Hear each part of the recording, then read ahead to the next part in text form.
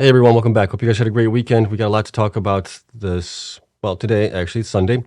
We'll take a look at obviously what the miners did last week. So we'll look at the weekly results for Bitcoin and the Bitcoin miners. Miners had a really good week this past week. We'll take a look at that. We'll also take a look at core Q3 numbers, right? They came out sometime this month. I actually missed it, found it recently over the weekend. So I've updated those numbers. We'll take a look at what that all means for core. And then we'll also take a look at the break even for a lot of the miners. We have only two miners that are missing from that. DMG and Iris Energy, they still have not provided their Q3 results. Iris doesn't really do that, but we'll look at the other ones as well for where Bitcoin price needs to be at certain levels with the network hash we're going to possibly at the halving event, and what is there going to be break even at that point. Okay. So as always, thank you so much for coming in to watch this. And you know the drill here, not financial advice, for entertainment only. Please do your own research and invest in the following coins and companies for full disclosure. And if you enjoy this type of content, hit the like button, subscribe, helps me out tremendously. Okay, so first we're going to start out with is looking at Bitcoin here really quick. Bitcoin right now is getting close to the 40,000 mark, which is obviously going to be a bit of a resistance for us, right? We had 38,000 mark, we passed that, we're fine there. Now we're getting pretty close to that 40,000 mark. We're at 39,644 right now. We did reach a high of 39,849 roughly. So we're getting close to that resistance there.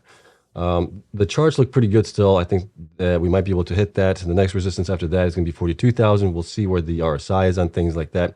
Right now on a daily, the RSI looks pretty good as far as being still in between 70 and the 30 mark. So we're good there. We're not overbought or oversold right now. On the 4-hour chart, if we look at that, we're a little bit overbought, but we did come down here a little bit on that one. So that one still has a little bit more leg room to go.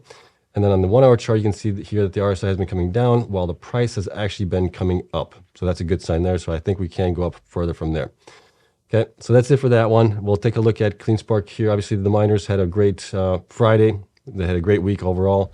We'll take a look at that after we do Core Scientific here. So going to Core Scientific, I pulled in the sheets for them, or all the data that we have here from when they filed the Q3 results here. And we'll just kind of go through it as like we always do. Okay, so currently, based on the October numbers that we do have for them, there are 386 million shares outstanding. Stock price is at 40 cents right now as of Friday. Market cap, meaning, is at 154 million as is right now. And then you can see their performance here over the last 12 weeks has not been great. 12 weeks ago, they're down 42%. From 8 weeks ago, they're down 26%. From 4 weeks ago, they're down 36%. From 1 week ago, they're down 12%. And that's because they're in Chapter 11 bankruptcy. They're trying to get out of it, restructuring and things like that. They did state that they're going to be doing a reverse split, and they're also going to be doing dilution at that point as well. So that's possibly why the stock is down right now. Okay, current hash rate at 15 exahash futures, supposed to be like 15.2. They do have an agreement with Bitmain as part of the restructuring to buy more miners, right? If it gets approved, that's going to be happening there. They're going to get, Bitmain's going to get equity in Core, along with some cash payment as well on that one. So that's something that might be a positive there. HODL, they don't have anything HODLed here. We look at these monthly metrics here on a monthly basis when they report, so we should be getting those probably next week sometime for them, or this week actually, coming Monday maybe. We'll see when we get those. But here's what we really want to look at is the quarterly results. So those are down here. Last 4 quarter results, we're at, well, Q3 came in at 83 million, so that's down from the 97 million that was in Q2 and down from the Q1 numbers of 98 million. So they did spike here at the end of last year, getting their hash rate up pretty high. Revenue was getting pretty good, but then as their hash rate also decreased, you can see here they reached 17 exahash and they dropped all the way down to 14.8 in April. Part of that was possibly because they were selling some of the miners that they did have to pay down some of the debt that they had. They have slowly been increasing that back up, it looks like. So that's kind of interesting to take a look at, but it's come back down a little bit. It's kind of up and down. It's a hit and miss here on them. And we can see here that the last 4 quarters operating costs are as follows. Those have been coming down a little bit, well, quite a bit from Q4. So that's good to see that we're down to 89 million. It's up a little bit from Q2, about 4 million or so and change, but it's not too bad, right? And then this current quarter that we're in, the estimated revenue for them is about 87 million. But the main reason Bitcoin is going up in value, that's really the real reason why. And then cost of one Bitcoin minus depreciation has been coming up here to 24.6 thousand per coin, looks like, at the end of Q3. So that's not really a good sign. We want to see that coming down a little bit here. We know that the network hash rate has been increasing quite a bit. That's the main reason why, but still we need to see them, well, manage those costs as best as they can, obviously. Bitcoin mine quarterly has been coming down, like I said, and that's mainly because the network hash rate has been going up. Their hash rate has been coming down as well, but they're just not adding more hash rate to their self-mining, which is going to be obviously the result of Bitcoin mine quarterly coming down here.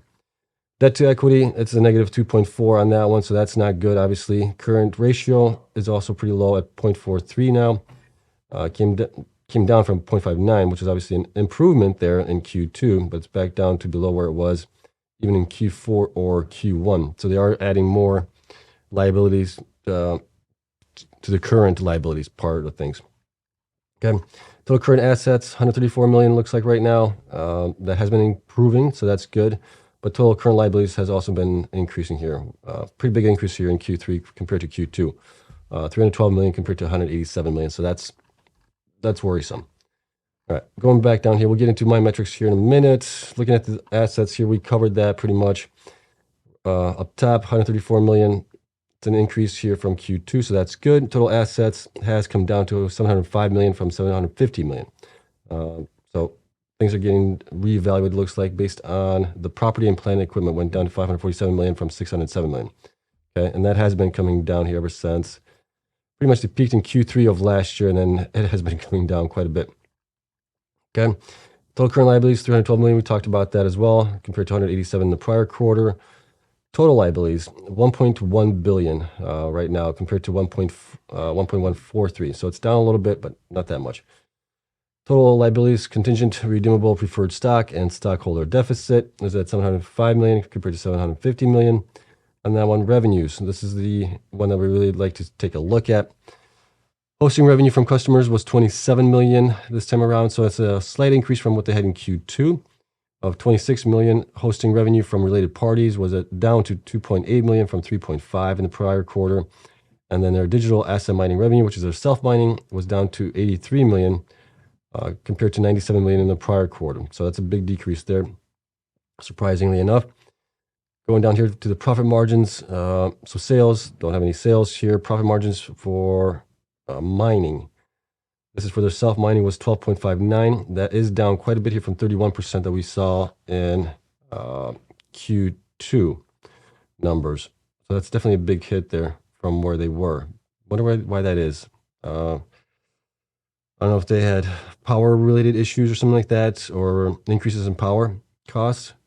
But that's definitely a big increase here because, nonetheless, we had a pretty big increase in Q2 either way, because they were at 17% in Q1 of this year. So we're at least back to where we were probably.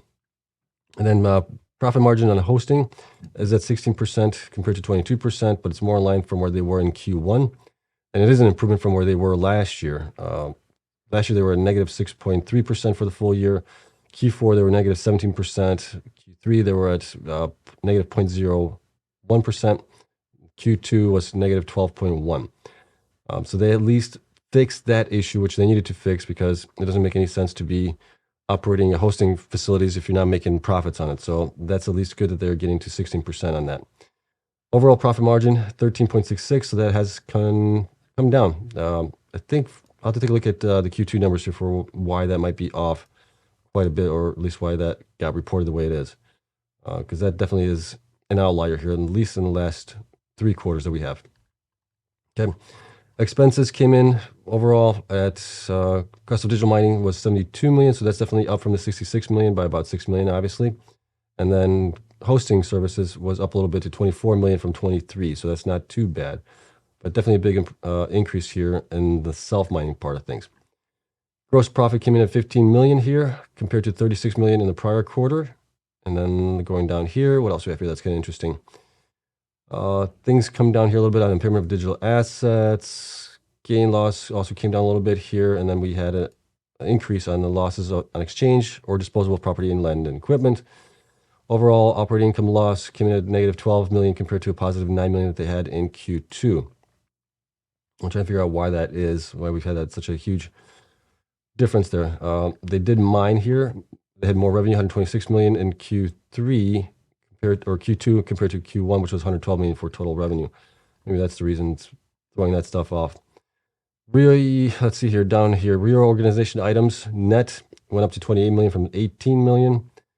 And total Operating income expenses was 28 million compared to 18 million, so about a 10 million increase in that. Loss income before income taxes was negative 41 million compared to negative 9 million, so definitely a big loss there in this current quarter. And we lost approximately 11 cents per share compared to a loss of 2 cents the prior quarter. So big loss there, surprisingly enough. Again, but that's how the things stack up right now. Like I said, they are in Chapter 11 bankruptcy right now. They're trying to get out of that by end of this year, maybe sometime early first quarter of next year. We'll see how that happens. But looking at their number of BTC mined here for the quarter was 2,952. Q2, you can see, was obviously a lot better, 3,470. And then Q1 was even better, 4,299. That was their best quarter as far as Bitcoin is being mined here. Cost to mine one Bitcoin miner's depreciation came in at 24,595. And then that's definitely an increase from where they were in Q2 of 19,264. Looking at it here, let's see what else we have here. Debt to equity, we covered that as well. Book to value of equity assets is at negative 324 million now, where we were positive here in the prior quarter. Price to book ratio is a negative 0.475. Enterprise value, 155 million. EBITDA is at negative 38 million. And then if we look at revenue compared to general administrative costs, it's about 20%. So about the same where we were at 19.2%. So that's pretty good. I like to see that at 20% or lower for the miners on that. And then obviously we can see here that the shares did increase a little bit here from the prior quarter by about 4 million. So not a lot of dilution there, if at all. Okay. So based on all this, now that we know that they are in Chapter 11 bankruptcy, they've been trying to get out of that for over the past year. They've been working on restructuring, everything else. Based on the numbers that we do have here for them, let's see here. Last 3 quarters, did I update this? Sorry, if I scroll a little bit. Yeah, I did update this. So I was only off by 0.06% on their self-mining part of the business here. So came pretty doggone close to where they reported. So I'm happy about that. And I think we're using the latest numbers here for them as well. If we look at it, yeah. So we're using the most recent numbers that we do have. Based on this, I think they should be about $4.73 to $7.10. But being that they are in Chapter 11 bankruptcy, this is the reason why they're being discounted heavily right now. And we'll have to see how they proceed going forward after they get out of the Chapter 11 bankruptcy. And then maybe then we'll get a different weighting on them as far as what their rating could be as far as possible price targets. The big thing obviously is going to be dilution. How much do they dilute to get out of the Chapter 11 bankruptcy and how much the shareholders have left? And what is going to be the reverse split on the stock going forward as well. So we'll get an updated on that when that does happen. Okay. So that's it. Let me know what you guys think of that one. Obviously, very risky bet. It could go up much higher from where it is right now, or it could go even lower. Right. So this is a very risky stock. Do your own research on it. Obviously, not financial advice, but that's kind of where I'm seeing things. If things were good for them right now, but they're still obviously losing a lot of money and they got a lot of debt that they got to pay off or restructure at least. Okay, so that's it for that one. Let's take a look at the weekly numbers here on the miners. And this was actually a pretty doggone good week for the miners in general. So on this chart, we look at the miners where they are from their 52-week lows. So a lot of these guys have reached their 52-week lows last year in December, early January. And then we can see that they are up quite nicely here this past year compared to where we were last year. Last year, we were just heading down and down and down. Was not a good year, obviously, being in a bear market. But we do have, obviously, the miners doing a lot better this year. Core is still up 875% from where they bottomed out at the beginning of this year. I think they ended up at like 4 cents or something like that, 3.5 cents, 4 cents, something like that at the bottom. So they're up quite nicely here. Cypher is up 669% as well. Iris Energy is up 446% on the year. Bit Digital is up 437. DigiHost up 422. Bitfarms 341%. Marathon 340%. CleanSpark is now 339%. Riot 323. Then you got the ones going down here. Argo, DMG, Hut 8, Hive, TerraWolf. Bitcoin is up 135%. And then Mawson, BitDeer, and Sphere have done worse than Bitcoin has done this year. Typically when we look at the Bitcoin miners comparing them to Bitcoin, we see that the miners usually will outperform Bitcoin in bull runs. And we're seeing that with the majority of the miners here, except for a couple of them that are kind of close to where Bitcoin is or lagging behind. On the red bars, we can see how far the miners are away from their 52-week highs. So interestingly enough, CleanSpark is only 1.9% away from where its 52-week high was, and Bitcoin is only 2.7%. So that's also kind of interesting there.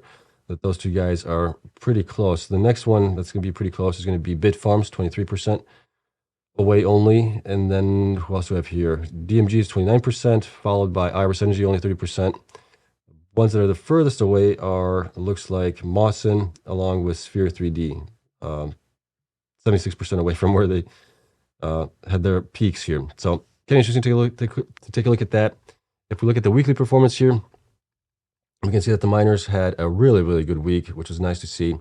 Mawson did the best. Mawson was up 70%. Mawson is obviously one of the ones that you guys know I talk about here as well. And one of my concerns with them is their viability to stay afloat here going into the halving event.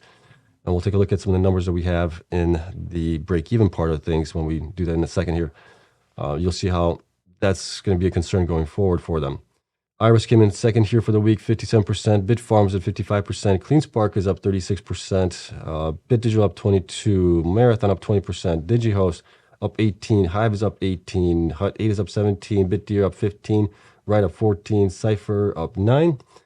DMG up 9%. TeraWolf up 8%. Argo up 5%. And then you got Bitcoin up only 2.5% on the week. And that's only going through Friday to Friday. That's how I track it. Right, I know Bitcoin usually on the weekly ends on Sundays, but in order to track them with the miners, I do it on the Fridays for them. And then you got Core being down 12.28% on that one. If we look at the numbers for the 4 weeks, well, things look a little bit different here now. Now you got CleanSpark up 104% from 4 weeks ago, so that's the best performer there. You got Iris up at 88%, Mawson up 70%. Who else you got? Marathon up 42%. So those are kind of the top 4 or 5 there. Another one would be probably Bitfarms up 38% would be in the top 5 here, being up along with maybe TeraWolf being up 39% as well. And you got Bitcoin up only 3.68% in the 4 weeks. Okay, you can see here Core is down 36% from 4 weeks ago. Sphere is down 18%. And when we look at 12 weeks ago, we can see again CleanSpark leading the pack here with 117% up in those 8 weeks, followed by Iris Energy at 83%. Then you got Bitfarms at 75%. DMG at 72%, or actually, who else would be above that? Marathon would be at 77%. So those are the kind of top 5 there. And you can see Bitcoin's up 44% from 8 weeks ago. So a nice rally in Bitcoin as well. The miners are starting to finally catch up a little bit to that. Sphere is down 30%, and then Core is down 26% on that one. When we look at 12 weeks, really quick, we can see here that CleanSpark is still in the lead with 72% from then. And then you got DigiHost up 57%, DMG up 42%, Bitcoin's up 45%. So it looks like the only ones that have done better than Bitcoin would be DigiHost and CleanSpark. And everybody else from 12 weeks ago is pretty much lagging behind where Bitcoin is. Big one being down is BitDeer down 61%, along with Sphere being down 41% and Core being down 42%, TeraWolf being down 18% on it. So kind of interesting to take a look at those numbers there to see how things are stacking up.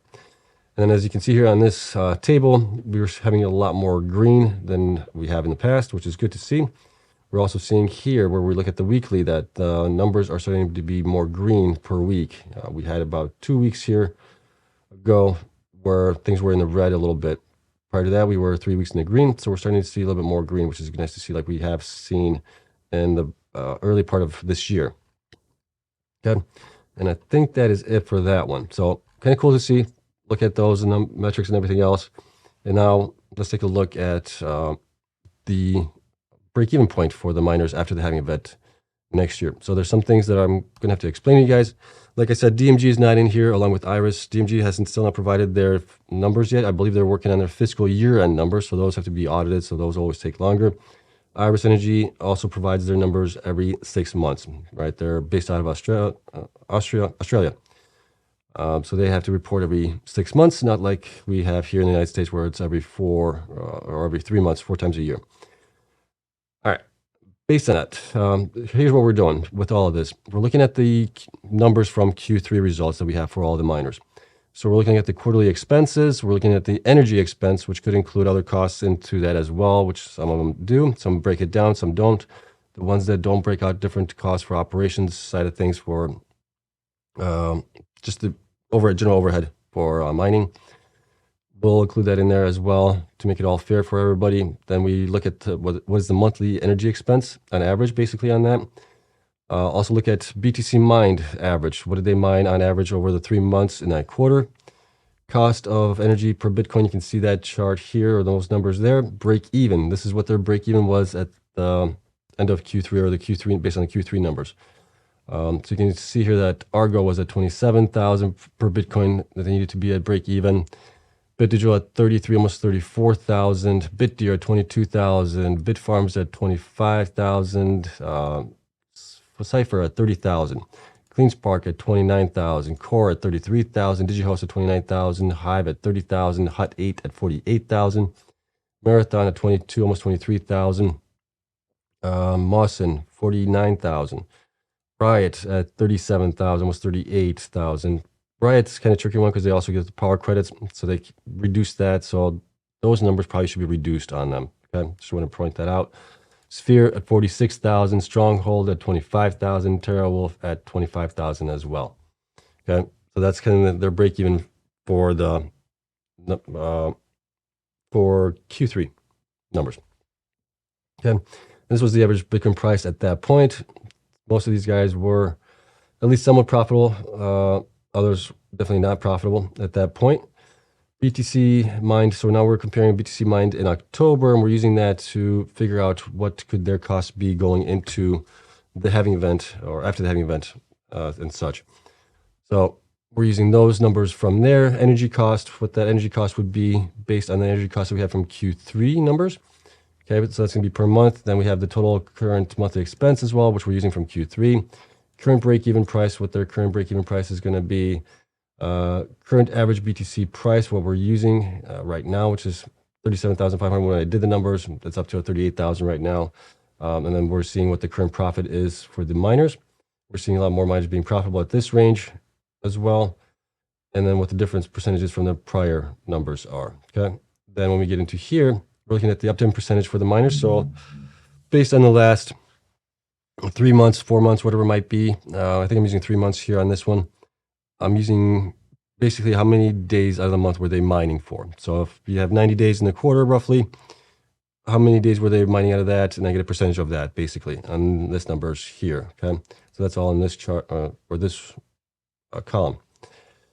Going here to hash rate average. So what was their hash rate average for the quarter? What's the kilowatt cost per petahash on that one? Halving 2024 petahash. So where are they supposed to be at the halving event in 2024? All right. So we have that in here. Then we're looking at the electrical cost of what the electrical cost could be based on the quarterly Q3 results and after the halving event. And then we're also looking at Bitcoin price right now at 62,500 or 62,500. Yeah, possibly at the halving event. But we're really looking at is, and then, 575 exahash for the overall Bitcoin network hash rate, which is right now at, on a 30-day average, like 478 exahash right now. So I think we could be pretty close to that. And then obviously if we reduce that, it makes the numbers look better. If we increase that, it makes the numbers look worse. And we'll take a look at that here shortly. But this is the calculated break-even point for all of the miners based on after the halving event. So Bitcoin gets cut in half. You're only generating 450 Bitcoin per day to give out to the miners. And that's based on where their cost would be. Okay, so we got BitDigital at 68,000, or sorry, Argo at 68,000. BitDigital at 96,000. We got BitDeer at 63,000. Bitfarms at 62,000. Cypher at 82,000. CleanSpark at 63,000. Core at 98,000. DigiHost at 86,000. Hive at 97,000. Hut 8, 109,000. Hut 8, as you know, they're merging with, or they already merged with USBTC. So those numbers might get better based on that they're going to get to 7.5 exahash, which I think I have them getting to here anyways. Did I use that? Let's see, post-halving. Nope, I left that out. Okay, so that's with them being the way they are. But once we get the numbers for Hut 8 with the merged USBTC, we'll probably update this and it should probably look better for them as well. Marathon at 64,000 right now. Mawson at 130,000.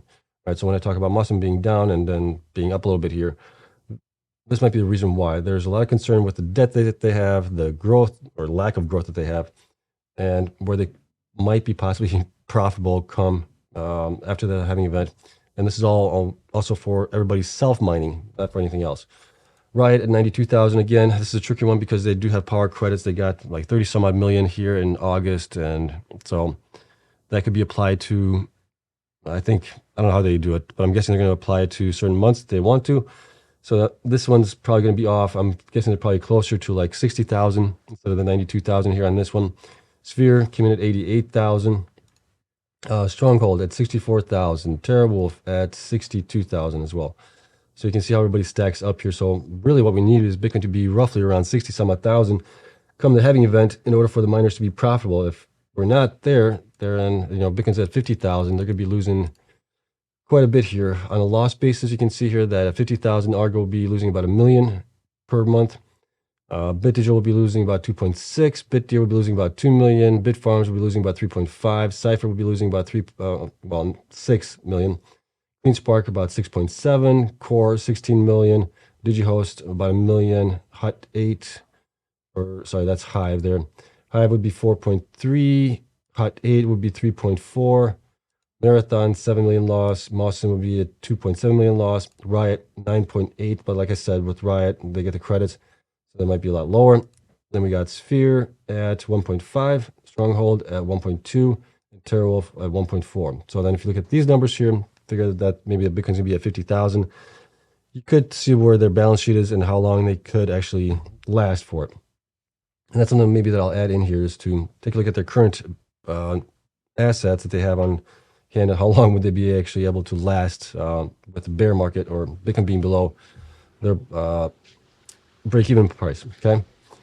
But if we bring Bitcoin up to 65,000, now we're starting to see more companies being in the green here. You can see that as you go up as well. And, well, it's kind of where we're looking at. But numbers here really don't change on what their break-even is unless we actually change the Bitcoin network hash rate. So if that goes down or is lower than where I'm expecting it, you can see that where the miners could be. So if, let's say we end up at 500 exahash by the time the halving event comes, then the numbers definitely look a little bit different here for everybody, okay? So you guys can take a look at those numbers there right now.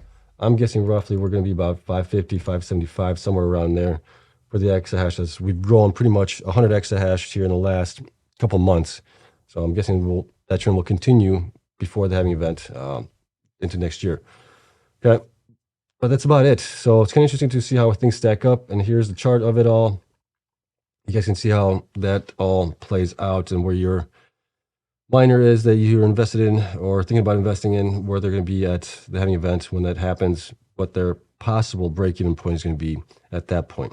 Okay, we're seeing a lot of miners here around the 60-some thousand range, which is a good sign for a lot of these guys. They're all pretty close to each other, like Bitfarms, BitDeer, CleanSpark, Marathon, would include Riot in there as well. Stronghold even is pretty good right now. They definitely cut their costs down, but they still have a lot of debt. So there's other things that we need to look at as well to see which ones are possibly good bet going forward. Okay, but as always, you guys know the drill. Not financial advice. You guys need to do your own research on all of this. But if you do enjoy it, it is available to all. Not that one. I didn't want that one. Where is it? Well, not financial advice as always. I wanted to do this one. There we go. So it's available to my Patreon members there right now. They get all access to all my spreadsheets. We do have a private Discord channel as well in there, where we have a lot of good conversations about the miners, and we look at a lot of metrics there as well. And it's only $5 a month right now, so I think it's a deal. And if you get it for the full year, you get a 10% discount on top of that. All right, so that's it. We'll see where things go going forward into into this week. We're going to probably get a bunch of updates from a lot of the miners. We've already covered CleanSpark and Bitfarms here on Friday, and then we'll probably get a lot more during this week. We'll see how they did in November, and then we'll see also what else we can run on the metrics on the miners. One thing that will be coming up this week is also going to be comparing the miners to each other for their quarterly Q3 results on that. So which ones did best in that, based on a bunch of metrics that we do look at that point, which is financials, growth, things like that. Okay. So stay tuned to that. If you want to join, if you want to watch that, hit the like button, subscribe, then you'll get notified. Okay. That's it. Hope you guys have a wonderful rest of the Sunday, and I'll see you guys tomorrow.